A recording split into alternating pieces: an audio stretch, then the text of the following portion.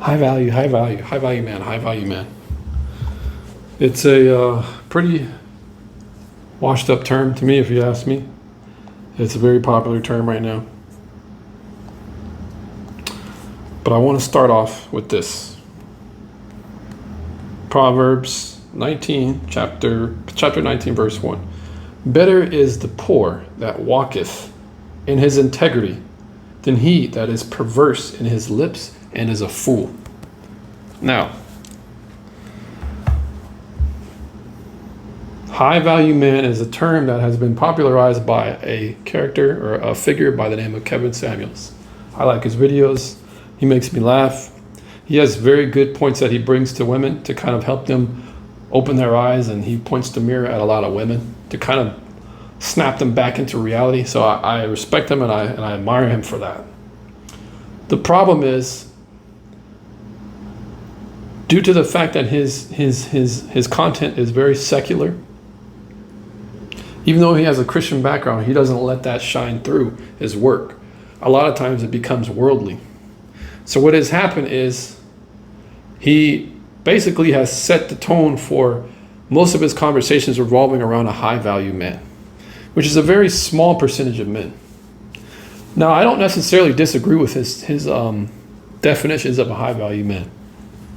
High value man being someone who makes a lot of money for a consecutive amount of time, for a consecutive amount of years, who is recognized by his peers, where his peers make also the same type of money, where he's LinkedIn leveled, meaning his own reputation precedes him by his name.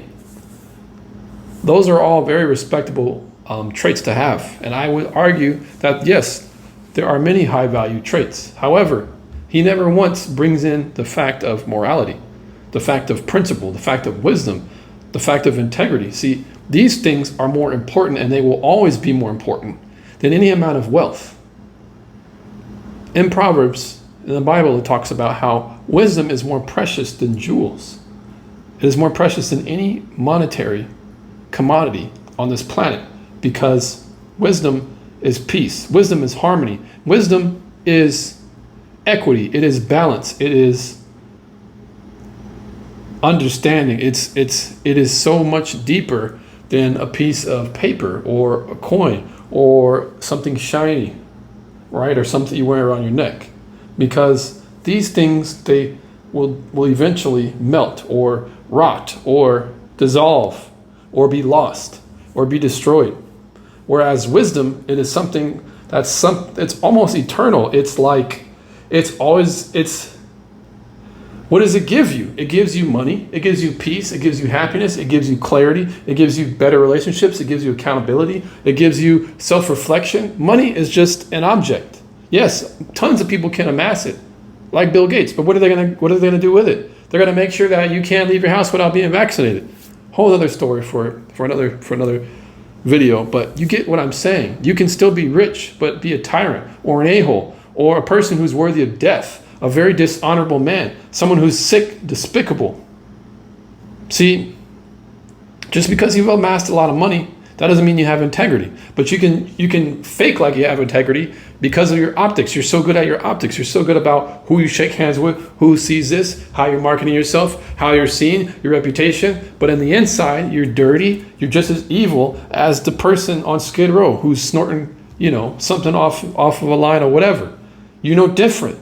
However, a man who doesn't have a lot of money, who's more focused on making sure he lives his life right, making sure he's obtaining peace in his own heart, in his own conscience with God, this is a person who's better than all these quote-unquote high-value men.